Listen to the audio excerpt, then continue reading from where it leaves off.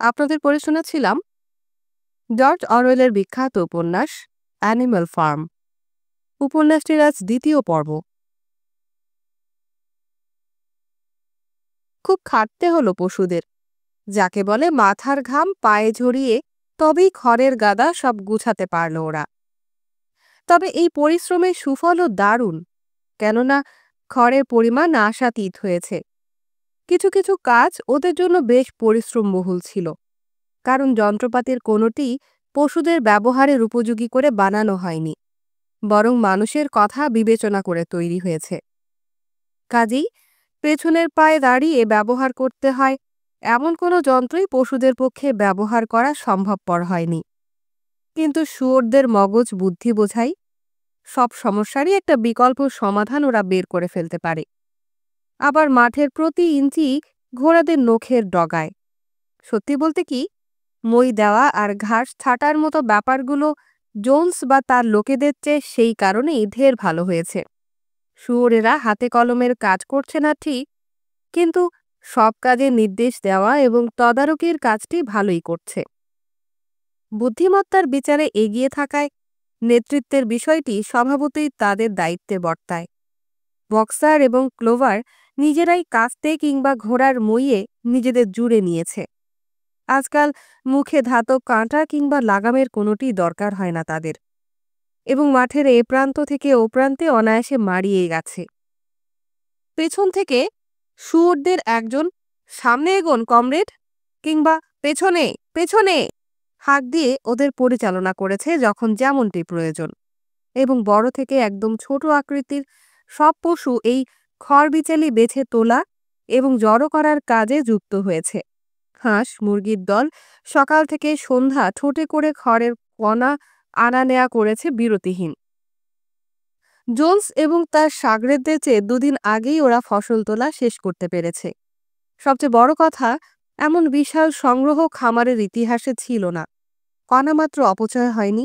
মুরগি এবং হাঁসেদের তীক্ষ্ণ চোখ সর্বশেষ শিশটিকেও খুঁটে তুলেছে। তাছাড়া খামারের কোনো পশু এক মুখ ভর্তি ঘাসও সরায়নি। পুরো গ্রীষ্ম জুড়ে ঘড়ি ধরে ওরা মেহনত করেছে।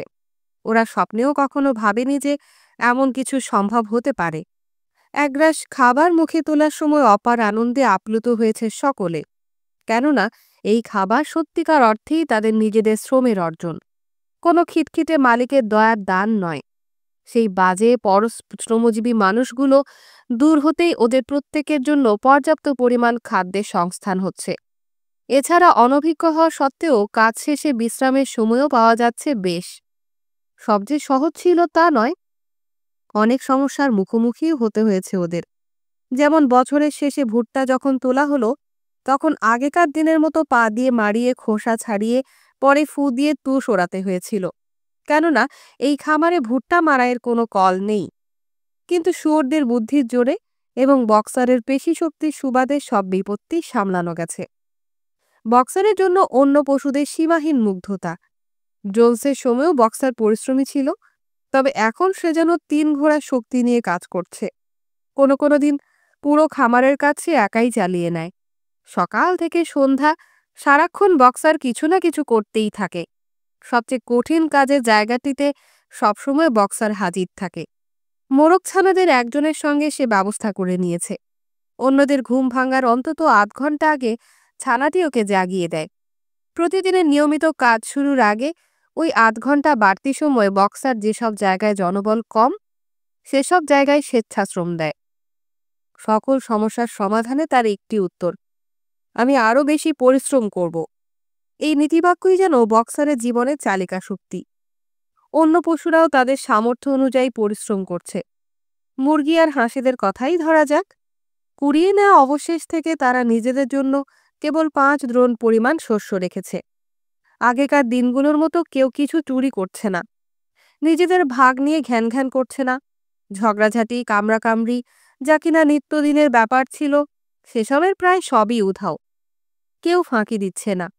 ঠিকঠাক করে বললে প্রায় কেউই বলাই উত্তম। এই যেমন সেদিন মলি ওর খুঁড়ে পাথর গেঁথেছে অজুহাতে মাঠ থেকে তাড়াতাড়ি চলে গিয়েছিল। আবার বিড়ালটার মতিগতিও খানিক উদ্ভট। কাজের সময় ওকে ধারে কাছে পাওয়া যায় না। ঘন্টার পর ঘন্টা সে গায়েব, আর ঠিক খাওয়ার সময় উদয় হয়, কিংবা কাজ সারা হলে সন্ধ্যাবেলা ওকে দেখতে পাওয়া যায়। এমন ভাব করে যেন কিছুই হয়নি। তাছাড়া চমৎকার সব অজুহাত বানায়, আর এমন মিষ্টি করে গড়গড় শব্দ করে যে ওর ব্যাখ্যা অবিশ্বাস করা কঠিন হয়ে দাঁড়ায়। আরেকজন হলো বুড়ো গাধা বেঞ্জামিন। এত বড় বিপ্লবেও তার স্বভাবে কোনো হেলদোল হয়নি। জোলসের সময় যেমন কাজ করত, বিপ্লবের পরেও সেই একই একগুঁয়ে শ্লথতায় চলে ফেরে। কাজে ফাঁকি দেয় না ঠিক, তবে বাড়তি শ্রমও দেয় না। বিপ্লব নিয়েও তার কোনো প্রতিক্রিয়া নেই। জোন্স চলে যাওয়ায় সে আনন্দিত কিনা জিজ্ঞেস করলে উত্তরে বলে, গাধাদের আয়ু লম্বা, তোমরা কেউই কোনো মৃত গাধা দেখনি। প্রশ্নকর্তা এই দুর্বোধ্য উত্তরের মাথামুন্ডু না বুঝেই চুপ হয়ে যায়। রোববার হলো ছুটির দিন, কোনো কাজ থাকে না। প্রাতরাশ অন্য দিনের চেয়ে 1 ঘন্টা দেরিতে দেওয়া হয়। প্রাতরাশের পরেই কিছু আনুষ্ঠানিকতা পালন করা হয়, এর কোনো অন্যথা হয় না। প্রথমে হয় পতাকা উত্তোলন। স্নোবল সাজঘরে মিসেস জোনসের একটা পুরনো সবুজ টেবিল ক্লথ পেয়েছিল। তাতে সে সাদা রঙে খুর এবং শিঙের ছবি এঁকে দিয়েছে। এটি প্রতি রোববার সকাল 8টায় খামারবাড়ির বাগানে উত্তোলন করা হয়। স্নোবল পতাকার সবুজ রঙের ব্যাখ্যা দিয়ে বলেছে, সবুজ হলো ইংল্যান্ডের সবুজ মাঠের প্রতীক, আর খুর শিং হল মনুষ্যকুলের অন্তিম উৎখাতের পরে ভবিষ্যতে যে পশু প্রজাতন্ত্র হবে তার চিহ্ন। পতাকা উত্তোলনের পরে সব পশু বিশাল গোলাঘরে সমবেত হয়, যাকে বলা হয় সাধারণ সভা। এখানে পরের সপ্তাহের কাজের পরিকল্পনা এবং এই সংক্রান্ত প্রস্তাবগুলো পর্যালোচনার জন্য উপস্থাপন করা হয়। সাধারণত শুয়োরেরাই প্রস্তাব পেশ করে, অন্যরা কেবল ভোট দেয়। কেননা ওরা কেবল ভোট দিতেই জানে, প্রস্তাব নিয়ে ভাবতে জানে না। আর এই সব বিতর্কে স্নোবল এবং নেপোলিয়নই সক্রিয় থাকে। কিন্তু এরা দুইজন কখনোই একমত হয় না। একজন কোনো প্রস্তাব দিলে অপরজন অবশ্যই তার বিরোধিতা করবেই। এমনকি যে বিষয়ে কারোরই কোনো আপত্তি থাকে না, সেই সব বিষয় নিয়েও ওদের মতে মিলে না।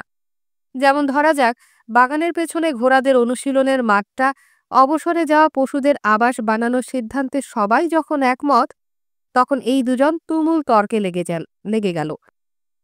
তারা কিছুতেই বিভিন্ন পশুর অবসরে যাওয়ার সঠিক বয়স কী হবে তা নিয়ে একমত হতে পারছিল না। যাই হোক, রোববারের এই সভা সবসময় শেষ হয় ইংল্যান্ডের পশুগণ গেয়ে। এরপরে রোববার দুপুর জুড়ে ওরা বিনোদনে কাটায়। খামারের সাজঘরটিকে শুয়োরেরা ইদানিং তাদের সদর দপ্তর হিসেবে ব্যবহার করছে। সন্ধ্যাবেলায় ওরা চামড়ার কাজ, কাঠের কাজ বা অন্যান্য জরুরি শিল্প নিয়ে খামার বাড়ি থেকে আনা বইগুলো অধ্যয়ন করে। স্নোবল পশুদের নিয়ে নানা ধরনের সমিতি তৈরিতে মেতে আছে, যেমন মুরগিদের নিয়ে ডিম উৎপাদন সমিতি, গরুদের জন্য পরিচ্ছন্ন লেজ সমিতি, বুনো কমরেড পুনঃশিক্ষণ কমিটি। এটির উদ্দেশ্য ছিল ইঁদুর এবং খরগোশদের পোষ মানানো। ভেড়াদের জন্য ধবলতর পশম আন্দোলন, আরও নানা কিছু। এবং এর পাশাপাশি পড়ালেখার স্কুলও চালাচ্ছে সে। বলতে গেলেও সবকটি প্রকল্পই আগে পরে ভেস্তে গেছে। বুনো পশুদের পোষ মানানোর প্রকল্পটি শুরুতেই ব্যর্থ হয়েছে। এরা পোষ মানা দূরে থাক, বরং খানিক উদারতার পুরো সুযোগ নেওয়ার তককে থাকে। বেড়ালটি এই সমিতিতে ছিল, কিছুদিন খুবই তৎপরতা দেখালো। একদিন দেখা গেল ছাদে বসে চড়ুইয়ের সঙ্গে গল্পগুজব করছে। চড়ুইয়েরা তার নাগালের খানিক দূরে বসেছিল। সে ওদের বলল, যেহেতু সকল পশুই সমান, চড়ুইয়েরা ইচ্ছে হলে ওর হাতের ওপর এসে বসতে পারে। ভাগ্যিস চড়ুইয়েরা নিরাপদ দূরত্বেই ছিল, কাছে আসেনি। বরং পড়ালেখার ক্লাসগুলোই বেশ সফল হয়েছিল। শরতের মধ্যে প্রায় সমস্ত পশুই কিছুটা হলেও স্বাক্ষর হলো। শুয়োরেরা পড়া এবং লেখা দুটোতেই শুরু থেকেই সাবলীল ছিল। কুকুরেরাও বেশ ভালোই পড়ছিল, যদিও স্বাদবিধান ছাড়া অন্য কোনো বিষয়ে তাদের জানার আগ্রহ নেই। মুরিয়েল নামে ছাগলটি আবার কুকুরের চেয়ে খানিক ভালোই পড়তে পারে এবং মাঝে মাঝে আবর্জনার স্তূপ থেকে খবরের কাগজের ছেঁড়া পাতা তুলে এনে অন্যদের পড়ে শোনায়। বেঞ্জামিন শুয়োরদের মতোই তুখোড় পড়ে, কিন্তু এই বিষয়ে তার আগ্রহ নেই। পড়াশোনার বিশেষ কোনো মূল্য আছে বলে সে মনে করে না। ক্লোভার বর্ণমালা শিখেছে, কিন্তু বাক্য গঠন করতে পারে না। বক্সার চতুর্থ বর্ণের পরে আর এগোতে পারেনি। সে তার বিশাল খুঁট দিয়ে মাটিতে আঁচড় কেটে A B C D লিখে সেই বর্ণগুলোর দিকে দীর্ঘক্ষণ তাকিয়ে থাকে। কিন্তু কিছুতেই পরের বর্ণগুলো মনে করতে পারে না। মাঝে মাঝে কানজোড়া পেছনে টেনে সামনের কেশরের ঝুল ঝাঁকিয়ে সমস্ত শক্তি দিয়ে মনে করার চেষ্টা করে, তাও পারে না। বেশ কয়েকবার EFGHও শিখেছে সে। দেখা যায় নতুন 4 বর্ণ আত্মস্থ করার সঙ্গে সঙ্গে আগের 4 বর্ণ ওর মাথা থেকে বেরিয়ে গেছে। শেষমেশ বক্সার সিদ্ধান্ত নিয়েছে প্রথম 4টি বর্ণ নিয়েই সে খুশি থাকবে। এখন সকাল বিকাল দুবেলাই সময় পেলেই এদের লেখা অভ্যাস করে। অন্যদিকে মলি তার নামের বানান ছাড়া আর অন্য কিছু শিখতে রাজিই হলো না। গাছের ডাল দিয়ে নিখুঁতভাবে নিজের নামটি লিখে তাতে একটি দুটি ফুল দিয়ে সাজায় সে। এরপরে ঘুরে ঘুরে তার নিজের নামের সজ্জাটি দেখে নিজেই মুগ্ধ হয়। খামারের বাকি পশুদের কেউই বর্ণমালার প্রথম বর্ণটির পরে আর এগোতে পারেনি। এছাড়াও খানিক বোকা ধরনের পশু যেমন ভেড়া, মুরগি এবং হাঁসেরা 7 বিধানও আত্মস্থ করতে পারেনি। অনেক ভেবে স্নোবল ঘোষণা দিল 7 বিধানকে সংক্ষিপ্ত করে একটি কার্যকর প্রবচনে পরিবর্তিত করা হবে। এই নতুন প্রবচন হল 4 পেয়েরা ভালো, 2 পেয়েরা মন্দ। স্নোবলের ব্যাখ্যায় এই একটিতেই পশুবাদের সারবত্তা প্রকাশ পাচ্ছে। যারাই এটির মর্মার্থ আত্মস্থ করতে পারবে তারাই মনুষ্য প্রজাতির প্রভাব থেকে নিজেকে নিরাপদ রাখতে পারবে। পাখিরা শুরুতে মৃদু প্রতিবাদ করল, কেননা তারাও দুপেয়ে। কিন্তু স্নোবল প্রমাণ করল দুপেয়ে শব্দ বন্ধটি তাদের বেলায় খাটে না। সে বলল, কমরেড, পাখির ডানা তাকে সামনে নিয়ে যায়, নিজের স্বার্থে অন্যকে ব্যবহারের কাজে লাগায় না। কাজে এটিকেও পা হিসেবে ধরতে হবে। মানুষ শনাক্তকারী অঙ্গ এক্ষেত্রে হাত, যা দিয়ে সমস্ত নষ্টামি করে বেড়ায় সে। পাখিরা স্নোবলের দীর্ঘ বাক্যের আগামাথা কিছুই বুঝল না, কিন্তু ওর ব্যাখ্যাকে আমলে নিল। সকল পশুরা এই নতুন প্রবচনটি মুখস্থ করতে লেগে গেল। 4 পেয়েরা ভালো, 2 পেয়েরা মন্দ। গোলাঘরের শেষ দেয়ালের ওপরে লেখা 7 বিধানের মাথার ওপরে আরও বড় হরফে এটি লেখা হলো। মুখস্থ হয়ে যাবার পরে ভেড়ারা এটি এতটাই পছন্দ করল যে মাঝে মধ্যে মাঠে শুলেই ওরা সমস্বরে ভ্যাঁ ভ্যাঁ করে আওড়াতে শুরু করে দেয়, 4 পেয়েরা ভালো, 2 পেয়েরা মন্দ। ঘণ্টার পর ঘণ্টা ওরা এটি বলে যেতে পারে, ক্লান্ত হয় না। স্নোবলের সমিতি বিষয়ক কার্যক্রমে নেপোলিয়ন একেবারেই উৎসাহী ছিল না। তার মতে শিক্ষা বিষয়টি অল্প বয়সীদের জন্য জরুরি এবং বয়স্কদের জন্য এর কোনো মূল্য নেই। খড় কাটার পরপরই জেসি এবং ব্লুবেল দুজনেই মা বলল। দুজন মিলে 9টি হৃষ্টপুষ্ট ছানার জন্ম দিল। ছানাগুলো মাই ছাড়া মাত্রই নেপোলিয়ন এসে ওদের নিয়ে গেল। বলল ওদের লেখাপড়ার দায়িত্ব তার। সে ছানাগুলোকে মাচাঘরে নিয়ে তুলল। সাজগদ থেকে মই লাগিয়ে তবেই মাচাঘরে যাওয়া যায়। নেপোলিয়ন ওদের এমনই আলাদা করে রেখেছিল যে খামারের অন্যরা কদিনের মধ্যেই ওদের কথা বেমালুম ভুলে গেল। যাই হোক, গরুর দুধ কোথায় যায় সেই রহস্যের সমাধান হলো। জানা গেল এই দুধ প্রতিদিন শুয়োরদের খাবারের সঙ্গে মেশানো হয়। মৌসুমের প্রথম আপেল পাকতে শুরু করেছে। হাওয়া দিলেই ফল বাগানের ঘাস জুড়ে টুপটাপ ছড়িয়ে পড়ছে। পশুরা ভেবেছিল সবকিছুই সমানভাবে সবার মাঝে বিলি বন্টন করা হবে। কিন্তু একদিন নির্দেশ এলো, হাওয়ায় যত আপেল ঝরেছে তার সবই সাজঘরে শুয়োরদের জন্য পৌঁছে দিতে হবে। পশুদের কেউ কেউ এ কথা শুনে অসন্তোষ প্রকাশ করল। তাতে কোনো লাভ হলো না। দেখা গেল শুয়োরদের মধ্যে এই বিষয়ে দারুণ ঐক্য। এমনকি স্নোবল আর নেপোলিয়নেরও কোনো দ্বিমত নেই এই ক্ষেত্রে। অন্যদের যথাযথভাবে বুঝিয়ে দেওয়ার জন্য স্কুইলারকে পাঠানো হলো। কমরেডগণ, স্কুইলার শুরু করল, আশা করি আপনারা ভাবছেন না যে আমরা কোনো ধরনের স্বার্থপরতা বা সুযোগ নিচ্ছি। আমাদের মধ্যে অনেকে দুধ এবং আপেল অপছন্দ করে। ব্যক্তিগতভাবে আমি নিজেই আপেল, দুধ দুটোই অপছন্দ করি। এই সমস্ত নেওয়ার পেছনে আমাদের একমাত্র উদ্দেশ্য হলো আমাদের স্বাস্থ্য রক্ষা। দুধ এবং আপেল, বিজ্ঞানও তাই বলে, শুয়োরদের স্বাস্থ্য রক্ষায় অতীব জরুরি। আমরা শুয়োরেরা মাথা খাটিয়ে বাঁচি। এই খামারের ব্যবস্থাপনা এবং সংগঠনের কাজ পুরোটাই আমাদের ওপর নির্ভরশীল। সকাল সন্ধ্যা আপনাদের মঙ্গল চিন্তা করেই কাটে আমাদের। আপেল এবং দুধ আমরা আপনাদের স্বার্থেই গ্রহণ করছি। আপনারা কি ধারণা করতে পারেন কি হবে যদি আমরা আমাদের দায়িত্ব পালনে ব্যর্থ হই? জোন্স ফেরত আসবে। হ্যাঁ, জোন্স ফিরে আসবে। নিশ্চিত ফিরবে, কমরেডগণ। প্রায় আবেদনের মতোই এপাশ থেকে ওপাশ দুলে দুলে এবং অবিরাম লেজ নাড়িয়ে স্কুইলার গলার স্বর চড়িয়ে বলতে থাকল, নিশ্চয়ই আপনাদের মধ্যে এমন কেউ নেই যিনি চান জোন্স ফের ফিরে আসুক খামারে। ব্যাপার হলো, পশুরা কিছু বুঝুক আর না বুঝুক একটি বিষয়ে তারা দ্ব্যর্থহীনভাবে একমত, তারা কেউই জোন্সের প্রত্যাবর্তন চায় না। এই দৃষ্টিকোণ থেকে বিষয়টি যখন তাদের কাছে উত্থাপন করা হলো, তখন তাদের আর বলার কিছু রইল না। শুয়োরদের স্বাস্থ্য ভালো রাখার বিষয়টি মুখ্য বলে মেনে নিল। অতএব তর্কাতীতভাবে পশুরা একমত হল যে হাওয়ায় ঝরে পড়া আপেল, গাছপাকা আপেল এবং দুধ এসব কেবলমাত্র শুয়োরদের জন্যেই তোলা থাকবে। গ্রীষ্ম প্রায় শেষের পথে। ইতিমধ্যে অ্যানিমাল ফার্মে কি ঘটেছে তা প্রায় অর্ধেক রাজ্যে চাউর হয়ে গেছে। প্রতিদিন স্নোবল আর নেপোলিয়ন নিয়ম করে আশপাশের খামারগুলোতে কবুতরে ঝাঁক পাঠিয়ে দেয়। এই কবুতরদের কাজ হলো প্রতিটি খামারের পশুদের সঙ্গে আলাপ জমানো, তাদের বিপ্লবের গল্প শোনানো এবং ইংল্যান্ডের পশুগণ গানটির সুর তুলে দেওয়া।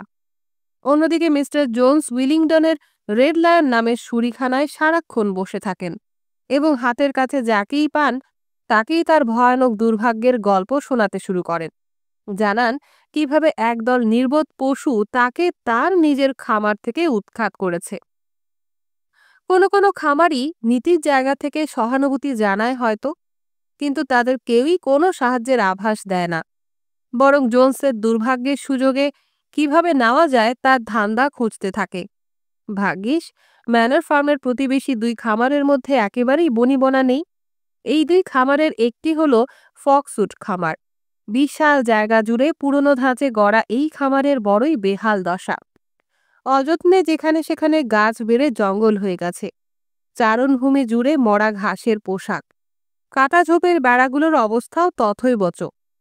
এই খামারের মালিকের নাম মিস্টার পিলকিংটন। তিনি সজ্জন মানুষ, ঋতুবিশেষে মাছ ধরে কিংবা শিকার করে সময় পার করেন। অন্য খামারটি হলো পিঞ্চফিল্ড, আকারে ছোট কিন্তু তুলনামূলকভাবে ভালো অবস্থায় আছে। এর মালিক মিস্টার ফ্রেডেরিক একগুঁয়ে ধূর্ত প্রকৃতির, মামলাবাজ এবং লোকজনের কাছ থেকে পয়সা খসানোর দুনাম আছে। এরা দুজন পরস্পরকে এতটাই অপছন্দ করেন যে সমঝোতা দূরে থাক, নিজেদের যৌথ স্বার্থেও এক হওয়ার কোনো সম্ভাবনা নেই। তবে অ্যানিম্যাল ফার্মের বিদ্রোহের সংবাদটি এদের দুজনকেই বেশ ঘাবড়ে দিয়েছে। দুজনেই তাদের খামারের পশুরা যেন এ ব্যাপারে খুব বেশি না জানে সেই বিষয়ে সতর্ক নজর রেখেছেন। শুরুর দিকে পশুদের খামার চালানো নিয়ে তারা ঠাট্টা মশকরা করেছেন। 2 সপ্তাহের বেশি কিছুতেই টিকবে না বলে উড়িয়ে দিয়েছেন এবং প্রচার করছিলেন যে তারা ম্যানর ফার্মকে অ্যানিম্যাল ফার্ম বলতে নারাজ। ম্যানর ফার্মের পশুরা সারাক্ষণই নিজেদের মধ্যে মারপিট করে এবং খুব শিগগিরই এরা না খেতে পেয়ে মরবে। সময় গেলেও যখন পশুদের অনাহারে মৃত্যুর কোনো ঘটনা ঘটল না, তখন ফ্রেডেরিক এবং পিলকিংটন সুর পাল্টে ফেললেন। এবার তারা বলতে লাগলেন, ভয়ানক এক হিংস্রতা ছড়িয়ে পড়েছে অ্যানিম্যাল ফার্মে। পশুরা নিজেরাই নিজেদের মাংস খাচ্ছে আর একে অন্যকে গনগনে ঘোড়ার নাল দিয়ে ছ্যাঁকা দিচ্ছে। এখানেই শেষ নয়, মাদি পশুদের সকলে মিলে ভোগ করছে। তারা বললেন, প্রকৃতির বিরুদ্ধে বিদ্রোহের পরিণাম এমন হওয়ারই কথা। যাই হোক, এই গল্পগুলো কেউই পুরোপুরি বিশ্বাস করেনি, বরং চমৎকার এক খামার যেখানে মানুষদের বিতাড়িত করে পশুরা নিজেরাই দেখভাল করছে, এই গল্পটি নানাভাবে সত্য মিথ্যা মিলিয়ে ছড়াতে লাগল। পুরো বছর জুড়ে শহরের বাইরে নানা খামারে বিদ্রোহ ছড়িয়ে পড়ল। ষাঁড়ের দল, যাদের পোষ মানানো সহজ, হঠাৎ করেই তারা অবাধ্য হয়ে উঠল। ভেড়ার পাল ঝোপ পেরিয়ে মৌ ফুলের মাঠ চিবিয়ে খেল। গাভীরা তাদের দুধের বালতি লাথি দিয়ে উল্টে দিল। শিকারী ঘোড়ার দল বেড়া ভেঙে ওদের পিঠে আসীন চালকদের অগ্রাহ্য করে উল্টো দিকে ছুটল। সবচেয়ে বড় কথা, ইংল্যান্ডের পশুগণ সঙ্গীতটির বাণী এবং সুর অসীম দ্রুততায় সবখানে ছড়িয়ে পড়ল। মানুষরা এই গান শুনলেই ভেতরে ভেতরে রাগে ফেটে পড়ত। তবে ভাব দেখাতো যেন স্রেফ হাস্যকর কিছু এটি। তারা বলতো, পশুরা এমন যাচ্ছে তাই একটি গান কিভাবে গাইল? আর কোনো পশুকে এই গান গাইতে শুনলেই চাপকানো হতো। তারপরেও এই গান কোনো মতেই থামানো গেল না। ঝোপের আড়ালে কোতোয়াল পাখির শিশে, পায়রার ডাকে কামারের হাতুড়ির তালে, এমনকি চার্চের ঘণ্টায়ও এই গানের সুর ধ্বনিতে হতে লাগল। এই গানের সুর কানে এলেই মানুষের ভেতরে কাঁপন ধরত। তাদের মনে হতো তারা যেন তাদের সর্বনাশের দৈববাণী শুনছে। অক্টোবরের শুরুতে যখন ফসল কাটা শেষ করে সবে তোলা হয়েছে এবং খানিকটা মাড়াইও হয়ে গেছে, তখন একদিন হঠাৎ কবুতরের দল বাতাসে ঘূর্ণি তুলে খামারের উঠোনে সবেগে নামল। ওরা সাংঘাতিক উত্তেজিত, কারণ ওরা দেখেছে জোন্স তার লোকজন তো বটেই, ফক্সউড আর পিঞ্চফিল্ড খামারের আরও ৮ ডজন মানুষ নিয়ে ৫ গড়াদের দরজা দিয়ে ঢুকে পড়েছেন। তারা টানা গাড়ির পথ দিয়ে খামারের দিকেই আসছেন। জোন্স ছাড়া সবার হাতে লাঠিসোঁটা। জোন্স বন্দুক বাগিয়ে আসছেন সবার আগে। এরা অবশ্যই খামারের দখল নিতে আসছে। এমন কিছু ঘটার সম্ভাবনা ওরা আগেই আঁচ করেছিল এবং আক্রমণ মোকাবেলায় সকল প্রস্তুতিও ওরা সেরে রেখেছিল। খামার বাড়িতে পাওয়া জুলিয়াস সিজারের প্রচারণা সংক্রান্ত পুরনো বইটি স্নোবল পড়েছিল, তাই প্রতিরক্ষার দায়িত্ব তার উপরেই ছিল। স্নোবল দ্রুত নির্দেশ দিল এবং কয়েক মিনিটের মধ্যেই প্রতিটি পশু তার নির্ধারিত ঘাঁটিতে দাঁড়িয়ে পড়ল। মানুষেরা খামার বাড়ির দিকে পা রাখতেই স্নোবল প্রথম আক্রমণটি হানল। খামারের ৩৫টি কবুতরের সবকটি একযোগে মানুষের মাথার উপরে ঘুরে ঘুরে মাঝ আকাশ থেকে বিষ্ঠা বর্জন করতে লাগল। মানুষেরা যখন এইসব নিয়ে ব্যতিব্যস্ত, তখনই ঝোপের আড়াল থেকে হাঁসের দল ছুটে এলো এবং তাদের পায়ের গোছে তীব্র ঠক্কর দিতে লাগল। বলা বাহুল্য, এসবই ছিল রণকৌশলের অংশ। শুরুতে খানিক হকচকিয়ে দেওয়া, যথারীতি মানুষেরা তাদের হাতের লাঠি দিয়ে হাঁসেদের তাড়িয়ে দিল। এরপর স্নোবল তার দ্বিতীয় দফা আক্রমণ হাঁকাল। মুরিয়েল, বেঞ্জামিন এবং ভেড়ার দল স্নোবলের নেতৃত্বে ধেয়ে এলো এবং চারপাশ থেকে গুঁতো দিয়ে, ধাক্কা দিয়ে মানুষদের অস্থির করে তুলল। বেঞ্জামিন ঘুরে ঘুরে তার খুদে খুর দিয়ে ওদের আঘাত করতে লাগল, কিন্তু দেখা গেল মানুষেরা লাঠি এবং পেরেকওয়ালা জুতোর আঘাতে ওদের কোণঠাসা করে ফেলছে। স্নোবল হঠাৎ তীক্ষ্ণ আওয়াজ করল। এটা ছিল পিছিয়ে যাওয়ার সংকেত। পশুরা পেছন ফিরে খোলা দরজা দিয়ে উঠোনে ঢুকে পড়ল। মানুষেরা যুদ্ধজয়ের উল্লাসে জয়ধ্বনি করতে লাগল। পশুদের পেছাতে দেখে ওরা ভেবে নিয়েছে তারা বুঝি পালাচ্ছে। হৈ হৈ করে ওরা ছুটল পশুদের পেছন পেছন, ঠিক যেমনটি স্নোবল ভেবেছিল। মানুষেরা উঠোনে ঢুকতেই ৩টি ঘোড়া, ৩টি গরু এবং বাকি শুয়োরেরা, যারা গোয়াল ঘরে ওত পেতেছিল, সবাই অতর্কিতে পেছন থেকে বেরিয়ে এসে মানুষদের ছত্রভঙ্গ করে দিল। স্নোবল আবার আক্রমণের সংকেত দিল এবং নিজে সরাসরি জোন্সকে লক্ষ্য করে ধেয়ে গেল। জোন্স স্নোবলকে দেখে ফেলেছিল। সে বন্দুক তাক করে গুলি দাগাল। স্নোবলের পিঠ ছুঁয়ে রক্তের ধারা নামিয়ে গুলি গিয়ে লাগলো পেছনে থাকা এক ভেড়ার গায়ে। ভেড়াটি সেখানেই লুটিয়ে পড়ল। স্নোবল কিন্তু থামল না। তার ৯৫ কেজির ভারী শরীর নিয়ে আছড়ে পড়ল জোন্সের পায়ের ওপর। জোন্স ধাক্কা সামলাতে পারল না। পা হড়কে পড়ে গেল গোবরের গাদায়। ওর হাতের বন্দুক ছুটে গেল। অবশ্য সবচেয়ে ভয়ঙ্কর আক্রমণটা এসেছিল বক্সারের কাছ থেকে। সে তার পেছনের ২ পায়ের ওপর ভর দিয়ে যথার্থ তেজি ঘোড়ার মতো দাঁড়িয়ে সামনের লোহার নাল পড়া ২ খুঁট দিয়ে সামনের মানুষের দলকে আঘাত করে যাচ্ছিল। প্রথম আঘাতেই আস্তাবলের কাজের বালকটি ধরাশায়ী হল। এটি দেখি হাতের লাঠি ফেলে ভয়ে দিশেহারা হয়ে ছুটে পালাতে চাইল অন্যরা। পশুরা ওদের ঘিরে উঠোনময় তাড়া করতে লাগল। ওরা কেউ রক্তাক্ত হলো, কেউ আহত হলো এবং কেউ পশুদের পায়ের নিচে পড়ল। খামারে এমন কোনো প্রাণী ছিল না যে কিনা তার নিজস্ব রীতিতে প্রতিশোধ নেয়নি। এমনকি বেড়ালটিও হঠাৎ করে ছাদ থেকে এক রাখালের কাঁধের ওপর লাফিয়ে পড়ে তার গলায় নখ ফুটিয়ে দিয়েছিল।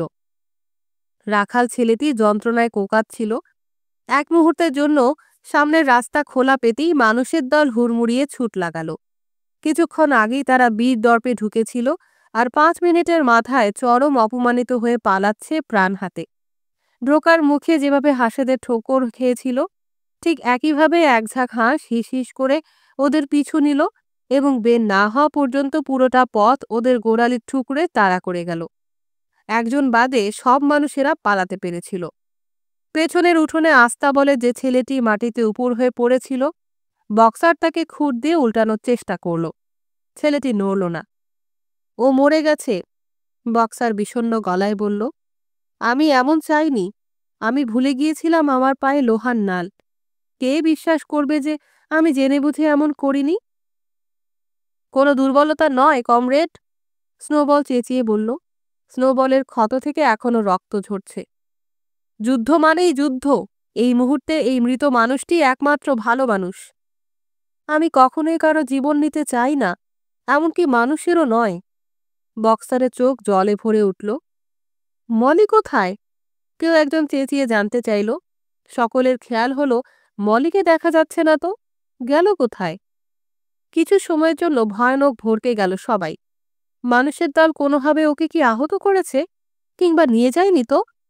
শেষমেশ মলিকে পাওয়া গেল। আস্তা বলে ওর নিজের খোপে জাবনার গামলার খড়ের ভেতরে মাথা গুজে লুকিয়ে আছে। আসলে বন্দুকের গুলি ছোড়া মাত্রই মলি পালিয়েছিল। মলিকে খুঁজে পাওয়ার পরে ওরা আবার ফিরে এলো উঠোনে। কিন্তু এ কি, আস্তা বলে সেই ছেলেটা উঠোনে নেই আর। তার মানে ছেলেটা মরেনি, ওর জ্ঞান ফিরতেই পালিয়েছে। পশুরা আবার জড়ো হয়ে উল্লাসে মেতে উঠল। প্রত্যেকে গলা ফাটিয়ে এই যুদ্ধে তাদের নিজ নিজ কৃতিত্বের সালতামামি দিয়ে যাচ্ছিল। এরপরে পতাকা ওঠানো হলো বার কয়েক। ইংল্যান্ডের পশুগণ গাওয়া হলো বেশ কয়েকবার। উল্লাস থামলে নিহত ভেড়াটিকে সমাহিত করা হলো এবং তার সমাধিতে একটা পাঁইজুরি গাছ লাগানো হলো।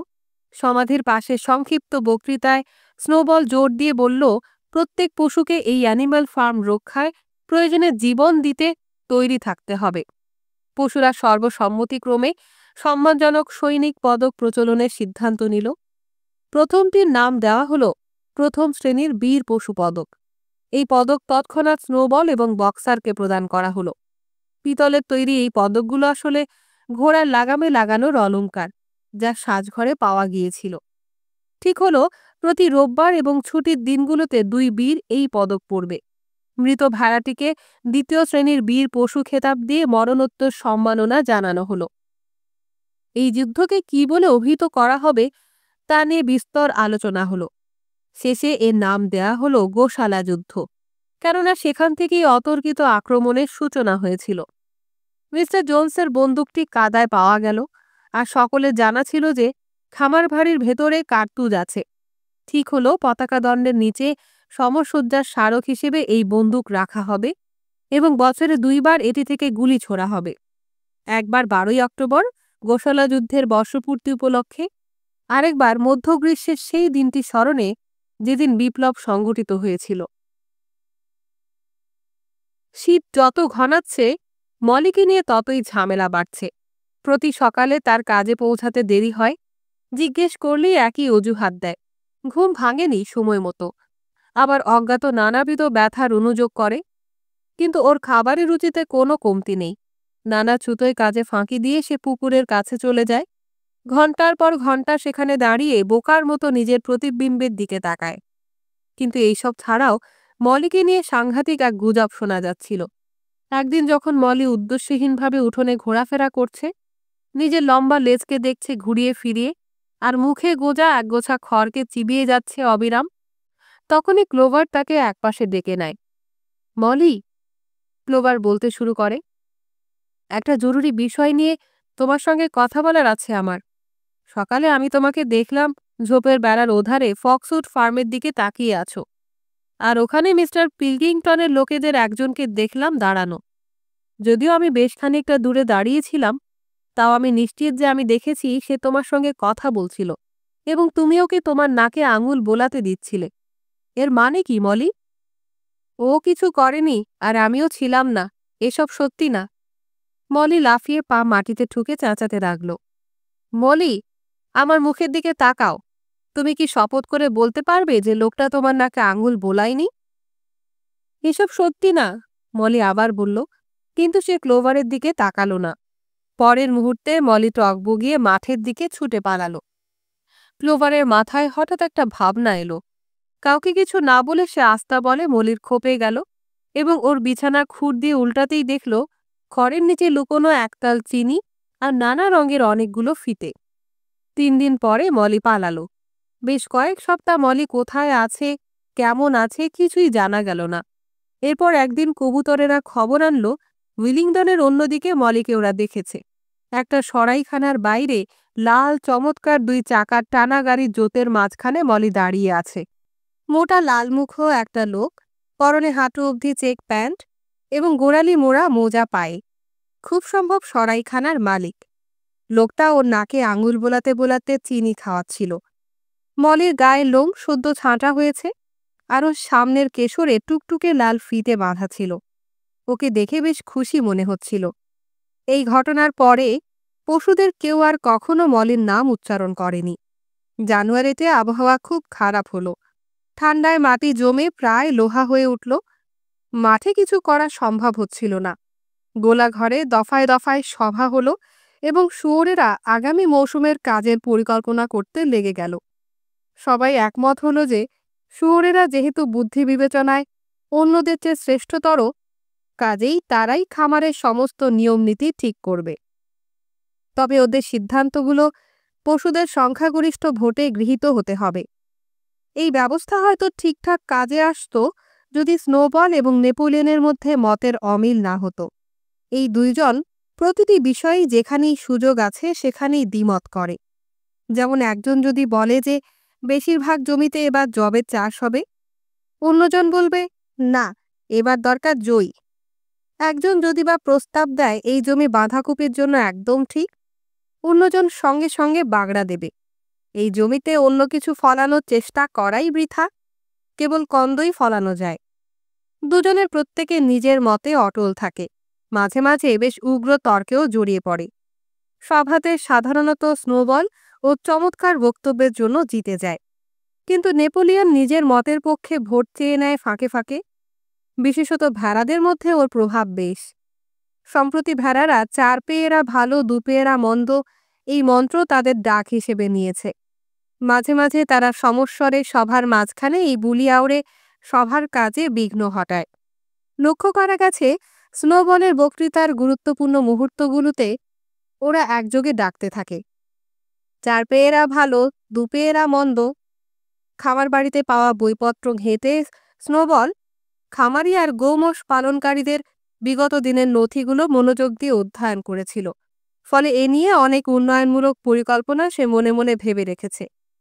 সে জমি নিষ্কাশন, পশুখাদ্যের উৎস, জমির খনিজ নিয়েও বেশ জানে এবং বিশেষজ্ঞ মতামত দেয়। সে পশুদের মলত্যাগ সংক্রান্ত জটিল এক ছক বানিয়েছে, যে ছক অনুযায়ী পশুরা নির্দিষ্ট সময়ে জমির নির্দিষ্ট অংশে মলত্যাগ করবে। তাতে করে এইসব সার বয়ে নেবার পরিশ্রমের অবসান হবে। নেপোলিয়নের নিজস্ব কোনো পরিকল্পনা না থাকলেও সে গোপনে বলে বেড়ায় যে স্নোবলের এইসব ছক কোনো কাজে লাগবে না। স্নোবল কেবল সুযোগের অপেক্ষায় আছে। কিন্তু পরবর্তীতে হাওয়াকল নিয়ে তাদের দুজনের মাঝে যা হয়ে গেল, তার তুলনায় এইসব ছোটখাটো তর্কাতর্কি কিছুই নয়। খামার বাড়ির কাছেই পশুদের বিস্তীর্ণ চারণভূমিতে একটা ছোট টিলা মতো জায়গা আছে, যেটা খামারের সবচেয়ে উঁচু স্থান। স্নোবল সম্পূর্ণ এলাকা জরিপ শেষে রায় দিয়ে দিল যে এটি হচ্ছে হাওয়াকল বসানোর জন্য উপযুক্ত স্থান। হাওয়াকল হলে ডায়নামো চালানো যাবে এবং খামারে বিদ্যুতের ব্যবস্থা হবে। আস্তাবলে বিজলিবাতি জ্বলবে এবং শীতের সময় ঘর গরম থাকবে। এছাড়াও গোলাকার করাত চালানো যাবে, স্বয়ংক্রিয় খড় কাটার যন্ত্র, বীজজাতীয় ফসল ফালি করার যন্ত্র এবং দুধ দোয়ানোর স্বয়ংক্রিয় যন্ত্রও চলবে তাতে। পশুরা বাপের জন্মে এসবের নাম শোনেনি, কেননা এই খামার পুরনো আমলের এবং আদ্যিকালের যন্ত্রপাতির চল এখানে। তাই তারা হা করে শুনছিল স্নোবলের কথা। স্নোবল সেই সব আশ্চর্য যন্ত্রপাতির দৃশ্যকল্প বুনে যাচ্ছিল ওর নিপুণ কথার ফোঁড়ে। এইসব যন্ত্রপাতি ওদের হয়ে কাজ করবে, আর ওরা ফুরফুরে মেজাজে মাঠে চড়বে নিজের ইচ্ছে কিংবা সময় মতো, অথবা বই পড়ে কিংবা গল্প করে তাদের মননের উৎকর্ষ বাড়াবে। কয়েক সপ্তাহের মধ্যেই স্নোবল হাওয়াকলের সম্পূর্ণ নকশার একটা ছক এঁকে ফেলল। যান্ত্রিক বিবরণের প্রায় সবটাই সে নিয়েছে মূলত মিস্টার জোনসের 3টি বই থেকে। বাড়ি বানানোর 1000 পদ্ধতি, মানুষ মাত্রই রাজমিস্ত্রি, শিক্ষানবিশদের জন্য বিদ্যুৎ। স্নোবল তার পড়াশোনার জন্য ডিম ফুটানোর ঘরটাকেই বেছে নিয়েছিল। এর মসৃণ কাঠের মেঝেতে আঁকিবুকি করা সহজ। এই ঘরেই সে ঘন্টার পর ঘন্টা সময় কাটায়। পাথরের ওপর বইটি রেখে খুঁড়ের ফাঁকে চক ধরে ঘরময় ছুটে বেড়ায়। উত্তেজনায় অবিরাম বিড়বিড় করতে করতে একের পর এক দাগ কেটে যায় মেঝেতে। ক্রমশ সেই সব ছক মেঝের প্রায় অর্ধেকটা জুড়ে একগাদা জটিল খাঁজকাটা চাকা এবং হাতল সদৃশ ছবিতে ভরে উঠল। অন্য পশুরা এইসবের আগামাথা কিছুই বোঝে না, কিন্তু প্রতিদিন অন্তত একবার স্নোবলের এইসব আঁকিবুকি দেখে যায়। এমনকি হাঁস এবং মুরগির ছানারাও বাদ যায় না। ওরা সাবধানে ছকের ওপর পা না ফেলে হাঁটে।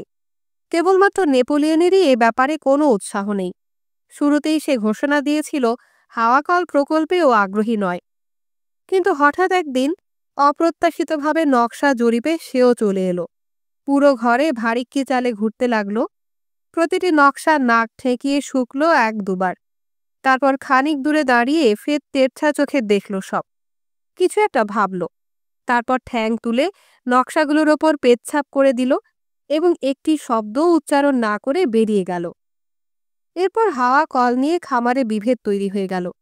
স্নোবল যদিও অস্বীকার করেনি যে এই কল বানানো সহজ নয়, বরং বেশ কঠিনই, কেননা পাথর বয়ে এনে দেয়াল বানাতে হবে। এরপরে তৈরি হবে পাখা, তারপরে লাগবে ডায়নামো আর বিদ্যুতের তার। এগুলো জোগাড় ঠিক কিভাবে হবে সেই বিষয়ে কিছু ধারণা না দিলেও স্নোবল নিশ্চিত করেছিল 1 বছরের মধ্যেই এই প্রকল্প সম্পূর্ণ হবে। তার বয়ানে হাওয়াকল হয়ে গেলে পশুদের কেবল সপ্তাহে 3 দিন কাজ করলেই চলবে। অন্যদিকে নেপোলিয়নের বিরুদ্ধমত হলো এই মুহূর্তে খামারের জন্য জরুরি হচ্ছে উৎপাদন বাড়ানো। হাওয়াকল নিয়ে সময় নষ্ট করলে পশুদের না খেয়ে মরতে হবে। কাজেই পশুদের দুটো দল তৈরি হলো। এক দল স্লোগান দিল, স্নোবলকে ভোট দিন, 3 দিনের সপ্তাহ নিন। অন্য দল চেঁচালো, নেপোলিয়নকে ভোট দিন, জ্বালা ভরা খাদ্য নিন। বেঞ্জামিনই একমাত্র পশু যে কোনো পক্ষকেই সমর্থন করল না। সে কোনো পক্ষের দাবিকেই বিশ্বাস করল না। অতুল খাদ্য কিংবা হাওয়াকলে কাজের আরাম কোনোটিই নয়। সে বলল, হাওয়াকল হোক আর না হোক, আমাদের জীবন একই রকম থাকবে, মানে খারাপ। হাওয়াকল নিয়ে বিরোধের পাশাপাশি খামারের নিরাপত্তাজনিত বিষয়টি নিয়েও প্রশ্ন উঠল। এটা বলার অপেক্ষা রাখে না যে গোশালা যুদ্ধে হার হলেও মানুষের দল হাল ছাড়বে না, বরং আরও চৌকস প্রস্তুতি নিয়ে মিস্টার জোনসের কর্তৃত্ব পুনঃপ্রতিষ্ঠার চেষ্টায় আরও একবার কিংবা কয়েক দফাও হামলা করতে পারে। এমন ভাববার সবচেয়ে বড় কারণ হলো মানুষের এই পরাজয়ের খবর প্রত্যন্ত অঞ্চলে ছড়িয়ে পড়েছে, যা কিনা আশপাশের খামারের পশুদের চূড়ান্ত অবাধ্য করে তুলেছে। যথারীতি স্নোবল এবং নেপোলিয়ন এই বিষয়ে একমত হলো না। নেপোলিয়নের মতে পশুদের যা করা উচিত তা হলো আগ্নেয়াস্ত্র সংগ্রহ এবং সেই সব চালানোর জন্য নিজেদের প্রশিক্ষণ দেওয়া। স্নোবলের প্রস্তাব হলো বেশি বেশি কবুতর পাঠিয়ে অন্যান্য খামারগুলোর পশুদের বিদ্রোহ উস্কে দেওয়া। একজন তার প্রস্তাবের পক্ষে যুক্তি দিল, যদি তারা নিজেদের সুরক্ষার ব্যবস্থা করতে না পারে তবে নিশ্চিতভাবে পরাজয় বরণ করতে হবে। অন্যজনের যুক্তি হলো, চারপাশে বিদ্রোহ ছড়িয়ে দিতে পারলে নিজেদের রক্ষার প্রয়োজনই পড়বে না। পশুরা প্রথমে নেপোলিয়নের এবং পরে স্নোবলের বক্তব্য শুনল এবং কোনটি যে সঠিক তা নিয়ে দ্বিধায় পড়ে গেল। অবশ্য তারা এদের কথা শোনার সময় সেই মুহূর্তে যে কথা বলছে তার সঙ্গে সবসময় দ্বিধাহীনভাবে একমত হতো।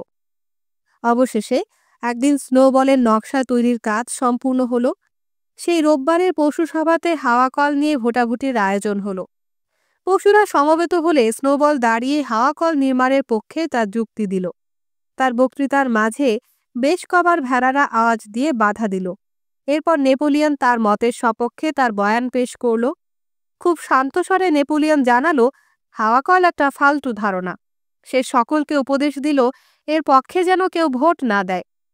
এটুকু বলেই সে বসে পড়ল। সব মিলে 30 সেকেন্ডেরও কম সময় নিয়েছিল সে, এবং উপস্থিত শ্রোতাদের ওপর এর কোনো প্রভাব পড়েছে বলে মনে হলো না। কিন্তু এর উত্তরে কিছু বলতে স্নোবল চট করে উঠে দাঁড়ালো। ভেড়ার পালও শোর তুলতে লাগলো। স্নোবল ধমকে থামালো তাদের এবং সকলের কাছে ফের হাওয়াকলের পক্ষে থাকার জন্য আবেগপূর্ণ বক্তৃতা দিল। এতক্ষণ পর্যন্ত পশুদের মধ্যে এই দুজনের প্রতি সহমর্মিতার বিভক্তি সমান ছিল, কিন্তু স্নোবলের বাগ্মিতা তাদের মন জিতে নিল। তার অসাধারণ শব্দচয়নে ভবিষ্যৎ অ্যানিমাল ফার্মের আরও অপরূপ চিত্রকল্প নির্মিত হলো পশুদের মনে। স্নোবলের কল্পনা এবার কেবল খড় কাটা কিংবা শালগম টুকরো করাতে সীমাবদ্ধ নেই। যেমন হাওয়া কলের বিদ্যুৎ ব্যবহার করে মাড়াই করা যাবে, চাষ করা যাবে, নিড়ানি দেওয়া যাবে, লাঙ্গল দেওয়া যাবে, এমনকি ফসল তোলা আর গাঁট বাঁধার কাজও সারা যাবে। এছাড়াও প্রতিটি কক্ষের নিজস্ব বিজলি থাকবে, থাকবে গরম আর ঠান্ডা জলের ব্যবস্থা এবং বিজলি উনুন। স্নোবলের বক্তৃতার পরে ভোট কোন পক্ষে যাবে তা নিয়ে আর কোনো সন্দেহই রইল না। কিন্তু ঠিক এই সময় নেপোলিয়ন দাঁড়িয়ে স্নোবলের দিকে অদ্ভুত এক তেচ্ছা দৃষ্টি হেনে তীক্ষ্ণ আর্তনাদ করল। কেউ আগে ওকে এমন অদ্ভুত আওয়াজ করতে শোনেনি। অমনি বাইরে থেকে কুকুরের ভয়ঙ্কর ডাক শোনা যেতে লাগল। পিতলের বোতাম লাগানো কলার পরা ৯টা বিশাল কুকুর ছুটে ঢুকল গোলাঘরে। ওরা সরাসরি স্নোবলকে লক্ষ্য করে লাফ দিল। স্নোবল ঠিক সময়ে সরে না গেলে ওরা ওকে ছিন্ন ভিন্ন করে দিত। চোখের পলক ফেলার আগেই স্নোবল দরজার বাইরে বেরিয়ে গেল এবং কুকুরেরাও ছুটল ওর পেছন পেছন। সবাই ঘটনার আকস্মিকতায় স্তব্ধ হয়ে গেছে। ভয়ে ওদের মুখ দিয়ে শব্দ বেরোচ্ছিল না। দরজায় ভিড় করে ওরা তাড়া করা দৃশ্য দেখতে লাগলো। স্নোবল বিস্তীর্ণ চারণভূমি ধরে বড় রাস্তার দিকে প্রাণপণে ছুটছে। শুয়োরেরা যতটা জোরে ছুটতে পারে ততটাই জোরে ছুটছে স্নোবল। কুকুরেরা এই বুঝি ধরে ফেলল ওকে। হঠাৎ করে সে পিছলে পড়ে গেল। মনে হলো কুকুরের দল ওকে নির্ঘাত ধরে ফেলেছে। কিন্তু না, সে উঠে দাঁড়ালো এবং আবার ছুটতে লাগলো। কুকুরেরাও গতি বাড়ালো। কুকুরদের একজন ওর লেজ কামড়ে ধরছিল প্রায়। স্নোবল একদম ঠিক সময় লেজ ঝাপটে সরাতে পারল। তারপর এক লাফে এবং ঠিক কয়েক ইঞ্চির দূরত্বে ঝোপের আড়ালে একটা গর্তের ভেতর সেঁধিয়ে গেল। স্নোবলকে আর দেখা গেল না। ভীত সন্ত্রস্ত পশুর দল চুপচাপ গোলাঘরে ফিরে গেল। কিছু সময় পরে কুকুরের দলও ফিরল। শুরুতে কেউ ভেবে পাচ্ছিল না এই জন্তুরা কোথা থেকে এলো। অল্প সময়ের মধ্যে এই রহস্যের সমাধান হলো। এরা হলো সেই সব কুকুরছানা যাদের নেপোলিয়ন ওদের মায়ের কাছ থেকে সরিয়ে নিয়েছিল এবং সাজঘরের মাচার আড়ালে বড় করছিল। যদিও এরা এখনো পূর্ণবয়স্ক হয়নি, কিন্তু এরই মধ্যে আকারে অতিকায় হয়ে উঠেছে। এদের চেহারা নেকড়ে সদৃশ, হিংস্র। ওরা নেপোলিয়নের আশপাশে ঘুরঘুর করতে লাগলো। সবাই অবাক হয়ে দেখল ওরা নেপোলিয়নকে দেখলেই ঠিক সেইভাবে লেজ নাড়ছে যেমনটি মিস্টার জোন্সকে দেখলে অন্য কুকুরেরা নাড়ত। নেপোলিয়ন তার কুকুর অনুসারীদের নিয়ে এবার সেই উঁচু পাটাতনে চড়ল যেখানে দাঁড়িয়ে একসময় মেজর বক্তৃতা দিয়েছিলেন। নেপোলিয়ন এবার সেখানে দাঁড়িয়ে রোববারের সাপ্তাহিক সভা বাতিলের ঘোষণা দিল। বলল, এইসব সভা অদরকারি এবং সময়ের অপচয় বই কিছু নয়। এখন থেকে খামার পরিচালনার যাবতীয় বিষয়ের আলোচনার জন্য শুয়োরদের নিয়ে একটি বিশেষ কমিটি থাকবে, যার সভাপতিত্ব করবে নেপোলিয়ন নিজে। এই কমিটি একান্ত সভায় মিলিত হবে এবং সভায় নেওয়া সিদ্ধান্তগুলো পরবর্তীতে অন্যদের জানিয়ে দেয়া হবে। পশুরা আগের মতো রোববার সকালে মিলিত হবে। পতাকাকে সম্মান দেখিয়ে ইংল্যান্ডের পশুগণ সঙ্গীতটি পরিবেশন করবে। এরপর তাদের সপ্তাহের কাজের নির্দেশনামা নেবে। কিন্তু এ বিষয়ে কোনো ধরনের তর্ক হবে না। স্নোবলের বিতরণের ঘটনার বিহ্বলতা কাটিয়ে পশুদের মধ্যে এই নূতন ঘোষণা অসন্তোষের সঞ্চার করল। কেউ কেউ হয়তো প্রতিবাদ করত যদি তাদের তর্ক করার এলেম থাকত। এমনকি বক্সারকে দেখেও খানিক অসন্তুষ্ট মনে হচ্ছিল। বক্সার তার কানজোড়া পেছনে সরিয়ে ওর ঘাড়ের কেশও ঝাঁকালো কয়েকবার এবং ওর ভাবনাগুলো গুছিয়ে বলার চেষ্টাও করল। কিন্তু শেষ পর্যন্ত কোনো ভাষাই খুঁজে পেল না। শুয়োর দলের কয়েকজন অবশ্য অপেক্ষাকৃত বাকপটু। 4 জন অল্পবয়সী মাংসগোত্রভুক্ত শুয়োর সুতীক্ষ্ণ চিৎকারে তাদের অসন্তোষ জানালো এবং 4 জনই একই সঙ্গে দাঁড়িয়ে কথা বলতে শুরু করল। কিন্তু হঠাৎ করে নেপোলিয়নকে ঘিরে বসা কুকুরের দল বিশ্রী হুঙ্কার দিল। শুয়োর 4 জন চুপচাপ বসে পড়ল। আর ঠিক তখনই ভেড়ারা গলা মিলিয়ে চেঁচাতে লাগলো, 4 পেয়েরা ভালো, 2 পেয়েরা মন্দ। প্রায় 15 মিনিট ধরে ওদের হল্লা চলল এবং আলোচনার আর কোনো সুযোগই রইল না। পরবর্তীতে স্কুইলার খামারে ঘুরে ঘুরে সকলকে এই নতুন নিয়ম বুঝিয়ে বলল, কমরেড, আমার দৃঢ় বিশ্বাস এই খামারের সব পশু এই অতিরিক্ত দায়িত্ব কাঁধে তুলে নেয়ার জন্য নেপোলিয়নের ত্যাগকে প্রশংসা করছেন। কখনো ভাববেন না নেতৃত্ব কোনো বিলাসিতা, বরং এটি একেবারেই তার বিপরীত, অতীব গভীর এবং কঠিন দায়িত্ব। সকল পশু সমান এই কথা কমরেড নেপোলিয়নই সবচেয়ে বেশি বিশ্বাস করেন। আপনারা নিজেদের সিদ্ধান্ত নিজেরা নিলে তিনি যারপরনাই প্রীত হবেন। কিন্তু এক্ষেত্রে আপনারা হয়তো কোনো হঠকারী সিদ্ধান্ত নিয়ে নিতে পারেন। ধরুন, আপনারা যদি স্নোবলের হাওয়াকলের বাগাড়ম্বরে গলে গিয়ে ওর পক্ষ নিয়ে যেতেন তখন? এখন আমরা জানি যে স্নোবল দুষ্কৃতকারী বই অন্য কিছু নয়। কেউ একজন বলে উঠল, স্নোবল গোশালা যুদ্ধে বীরের মতো লড়াই করেছিল। কেবল বীর হলেই হয় না, স্কুইলার বলল। আনুগত্য এবং বাধ্যতা তার চেয়েও জরুরি। আর গোশালা যুদ্ধের কথা বলছেন? সময় গেলে আমরা বুঝতে পারব স্নোবলের ভূমিকা কতটা ফুলিয়ে ফাঁপিয়ে দেখানো হয়েছে। কমরেড, নিয়মানুবর্তিতা, কঠিন নিয়মানুবর্তিতা, এটাই আমাদের এখনকার মূল মন্ত্র। কেবলমাত্র একটা ভুল পদক্ষেপ আমাদের শত্রুদের ডেকে আনতে পারে। আপনারা নিশ্চয়ই চান না জোন্স ফিরে আসুক? আরও একবার স্কুইলারের যুক্তি কাটানো গেল না। নিঃসন্দেহে কেউই জোন্স ফিরে আসুক চায় না। রোববারের বিতর্ক যদি জোন্সকে ফিরিয়ে আনার কারণ হয়, তবে দরকার নেই কোনো তর্কের। বক্সার সবকিছু নিয়ে ভাবার খানিক সময় পেয়েছে। সকলের হয়ে সে বলল, যদি কমরেড নেপোলিয়ন কথা বলে থাকেন তবে তা সঠিকই। আর তারপর থেকে বক্সার তার নিজস্ব মূলমন্ত্র, আমি আরও বেশি পরিশ্রম করবর সঙ্গে আরেকটি মন্ত্র যুক্ত করল, নেপোলিয়ন সর্বদা সঠিক। এর মধ্যে আবহাওয়া বদলাতে শুরু করেছে। বসন্তকালীন আবাদ শুরু হয়েছে। স্নোবল যে ছাউনির মেঝেতে ওর নকশা এঁকেছিল সেটি বন্ধ করে দেয়া হয়েছে। খুব সম্ভব ওর নকশাগুলোও মুছে ফেলা হয়েছে। প্রতি রোববার সকাল 10টায় পশুরা তাদের সাপ্তাহিক কাজের নির্দেশ নিতে বড় গোলাঘরে জড়ো হয়। ফলবাগানের সমাধি থেকে বুড়ো মেজরের মাথার খুলিটা তোলা হলো। মাংস ঝরে গেছে তা থেকে। একে পরিষ্কার করে পতাকা দণ্ডের নিচে বন্দুকটার পাশে একটা লাঠির মাথায় আটকে রাখা হয়েছে। পতাকা উত্তোলনের পরে পশুরা এই খুলির সামনে সারি বেঁধে সম্মান প্রদর্শন করার পরেই গোলাঘরে ঢোকে। এখন আর আগের মতো সবাই একসঙ্গে বসে না। নেপোলিয়ন, স্কুইলার আর মিনিমাস নামে অন্য একটি শুয়োরকে নিয়ে সামনের উঁচু পাটাতনে বসে। মিনিমাস অত্যন্ত প্রতিভাবান, খুব ভালো গান বাঁধে এবং কবিতা লেখে। 9টি কুকুর অর্ধচক্রাকারে ওদের ঘিরে বসে। বাকি শুয়োরেরা বসে ওদের পেছনে। নেপোলিয়ন সৈনিকদের মতো কাঠখোট্টা স্বরে সপ্তাহের জন্য নির্দেশনামা পড়ে শোনায় এবং এরপরে কেবলমাত্র একবার ইংল্যান্ডের পশুগণ গানটি গেয়েই পশুরা ফিরে যায় যে যার কাজে। স্নোবল বিতাড়িত হওয়ার পরে তৃতীয় রোববারে পশুদের অবাক করে দিয়ে নেপোলিয়ন ঘোষণা দিল হাওয়াকল নির্মাণ করা হবে। নেপোলিয়ন তার মত পরিবর্তনের কোনো কারণ দিল না, কেবল সতর্ক করল যে এই বাড়তি কাজ খুবই পরিশ্রমের হবে এবং তাদের খাবারের বরাদ্দও কমতে পারে। সে আরও জানালো যে হাওয়াকলের সমস্ত পরিকল্পনা, খুঁটিনাটি নকশা তৈরির কাজ এরই মধ্যে শেষ হয়ে গেছে। শুয়োরদের একটি বিশেষ কমিটি গত 3 সপ্তাহ ধরে কাজ করছে। হাওয়াকল এবং আনুষঙ্গিক উন্নয়ন সব মিলে 2 বছরের মতো সময় নেবে। সেদিন বিকেলে স্কুইলার অন্যদের একান্তে বলল, নেপোলিয়ন আসলে কখনোই হাওয়াকলের বিরোধী ছিল না, বরং প্রথম থেকে সেই হাওয়াকলের প্রবক্তা ছিল। আর যে নকশা স্নোবল ডিম ফোটানোর ছাউনির মেঝেতে এঁকেছিল তার সবই নেপোলিয়নের নথিপত্র থেকে চুরি করা। সত্যি বলতে কি, হাওয়াকল ছিল নেপোলিয়নের নিজস্ব উদ্ভাবন। কেউ একজন জানতে চাইল, তাই যদি হবে তবে নেপোলিয়ন তখন কেন এর চরম বিরোধিতা করেছিলেন? এবার স্কুইলারের চোখে মুখে ধূর্ততা খেলল।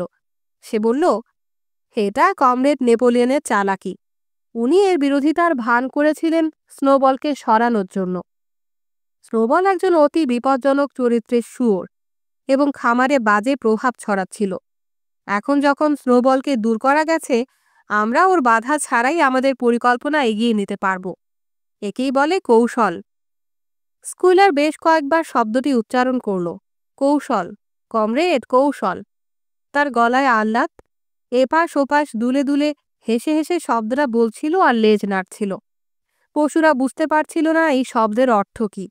তবে স্কুইলার যতটা আন্তরিকতার সঙ্গে এইসব বলে চলছিল, ওর সঙ্গে আসা 3 কুকুর ততটাই হিংস্র গর্জন করে যাচ্ছিল, যেন ওর ব্যাখ্যা সবাই বিনা প্রশ্নে মেনে নেয়।